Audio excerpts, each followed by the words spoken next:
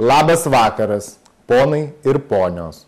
Jūsų dėmesiui specialios žinios, specialiai Jonui Balčiui, specialiai apie Joną Balčių.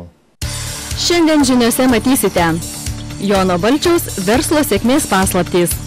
Geležinio vilko rankininkų pasididžiavimas Jonas Balčius. Auksinė Jono Balčiaus frazė "Įsiveskit tvarką" naujos politinės jėgos užuomazga. NKVD tardytojų metodas laužyti pirštus tarp durų nesėkmingai bandytas pritaikyti verslininkui Jonui Balčiui.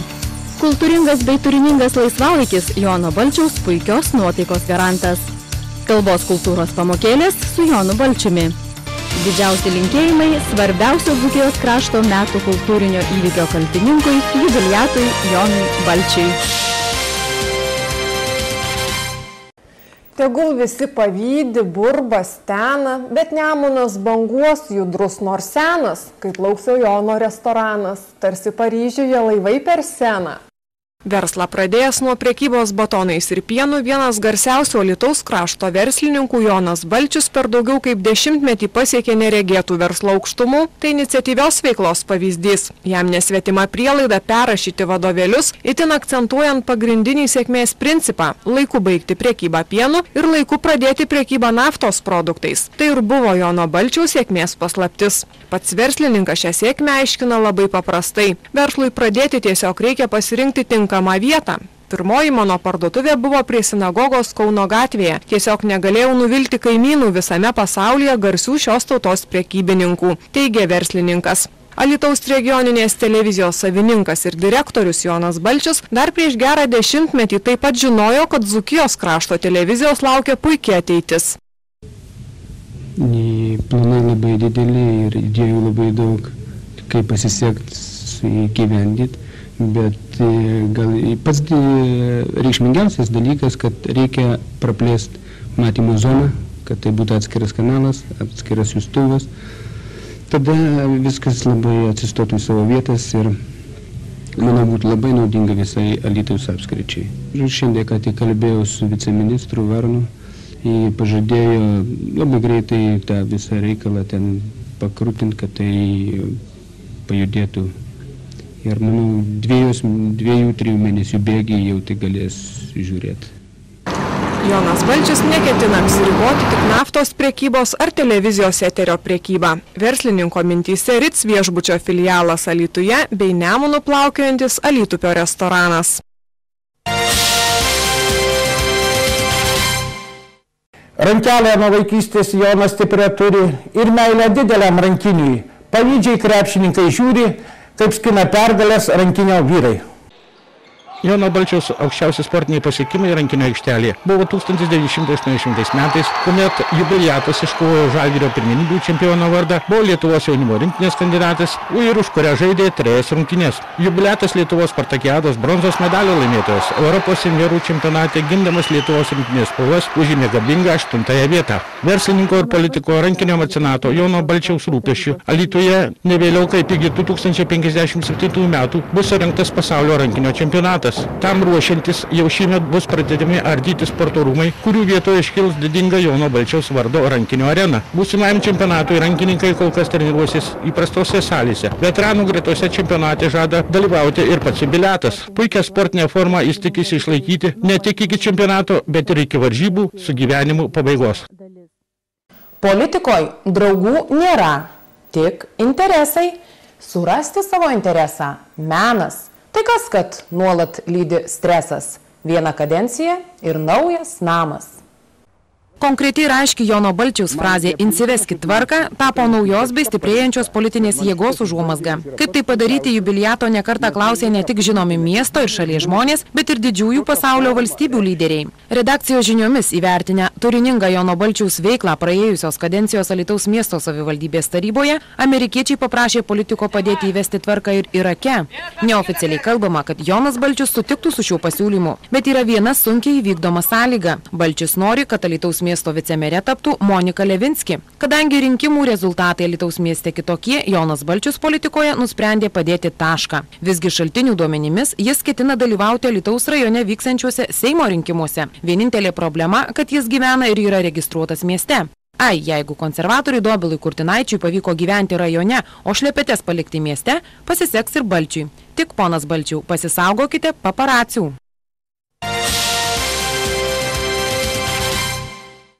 Jį sekė STT koalicija. Skolų vis dairės mokesčiai ir aiškinos policija. Visi ieškojo nieko nepametę, bet visą tai tik tai užgrūdina. Štai patys matot. Seniai žinoma NKVD tardytojų metodą laužyti pirštus tarp durų bandyta pritaikyti ir verslininkui Jonui Balčiui. Tokiu nusikalstamu būdu siekta išgauti duomenų, kad būtent jo pastangų dėka Alytiškis Vytautas Kirkliauskas neteko mero kėdės bei kitų regalijų, kurių vertė atliekant ikiteisminį tyrimą dar nustatinėjama. Už dzūko tarmę atiduos ir švarką. Vardan kultūros įsikars į pušį. Tai kas, kad taikosi įkirsti šarką, vis tiek išsaugos jis kalbos gimtosios rūšį.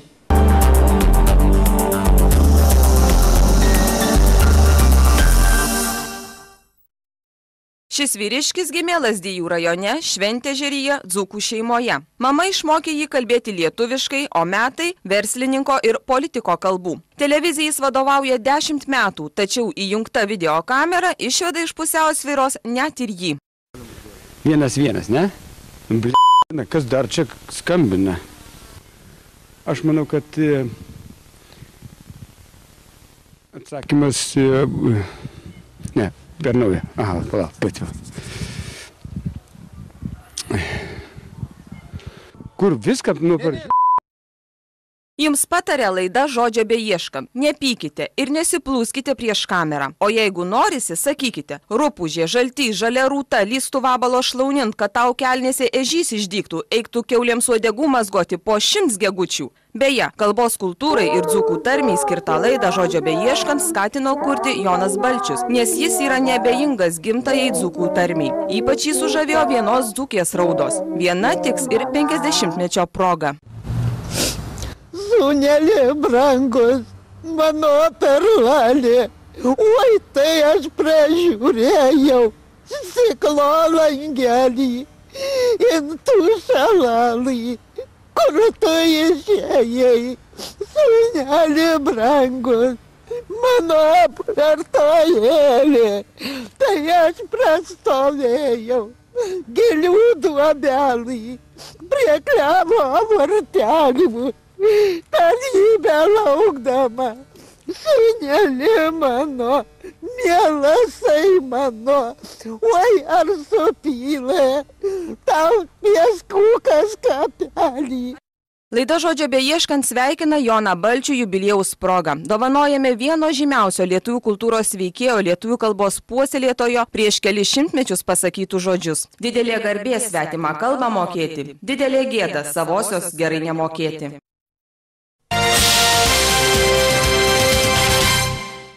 Jonas Balčius puikiai šoka, kai savi tik mato. Mintis taipogi dėsto kaip iš rašto. Tikėkimės, eiles jis kada nors sukurs, prisėdęs ant mėnulio krašto. Kad vienas garsiausių Dzūkijos krašto verslininkų ir politikų, Jonas Balčius, iki šiol nėra ir garsų šokėjas, tai tik laiko klausimas. Prieš jūs, gerbėmieji žiūrovai, būsimas Lietuvos, o galbūt ir visos Europos šokių čempionas Jonas Balčius.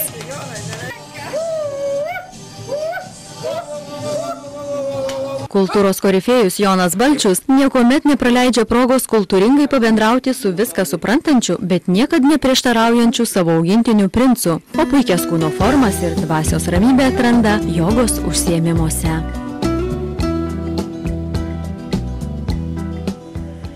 Kita savo kultūros dalis mūsų herojus visuomet aukoja kultūringam bei turiningam poilsiui. Štai matote, tai poilsiaudamas nei žolės ištrypsi, nei cigaretės numesi kur nereikia. Kultūringai elgtis ne tik žemėje, bet ir danguje yra aukščiausia kultūros išraiška. Ir daugeliu alytiškių jį kol kas yra dėja nepasiekiama. Paskutiniųjų VBS duomenų apklausomis vienas svarbiausiųjų kultūros įvykių Dzūkijos krašte per pastaruosius 50 metų neabejotinai buvo Jono Balčiaus jubiliejus.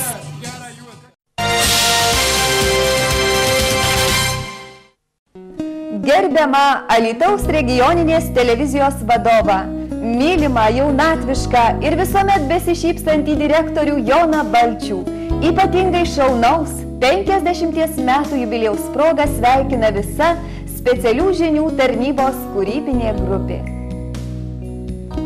Kas buvo, jau nebesugrįš.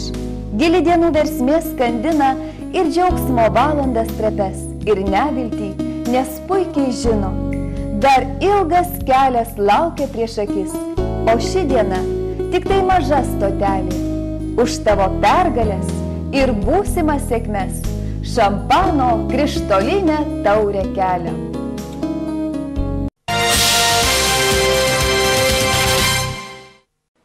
Šiandieną tiek. Alytaus regioninės televizijos žinių kūrybinė grupė dėkoja už dėmesį. Kita speciali žinių laida specialiai Jonui Balčiui kito jubiliejaus proga. Ir dar, Jonui Balčiui skirtoje žinių laidoje jo vardas ir pavardė buvo paminėta lygiai 50 kartų.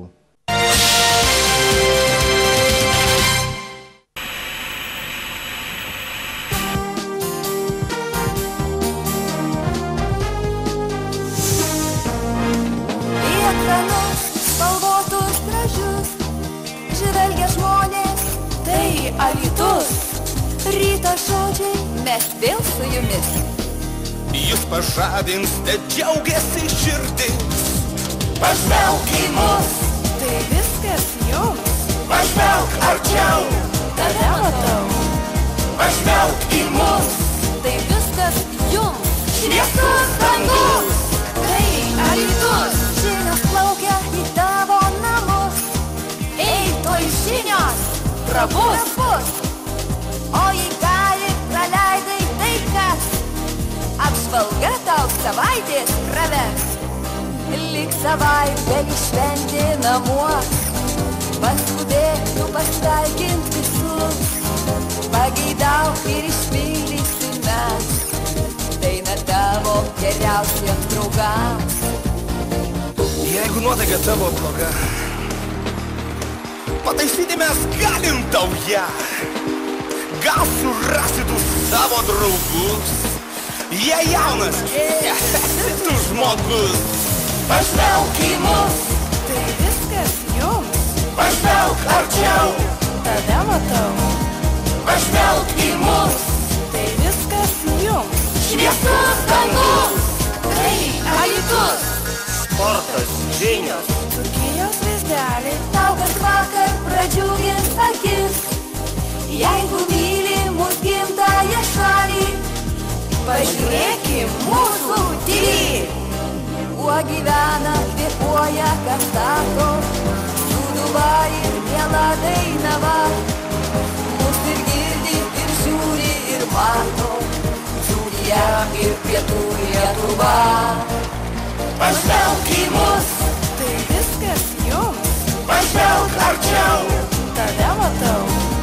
pažvelk į mus, Tai viskas jums. šviesus dangus. Tai Alytus. Pažvelk į mus, Tai viskas jums. pažvelk arčiau, Tave matau. pažvelk į mus, Tai viskas jums. šviesus dangus. Tai Alytus.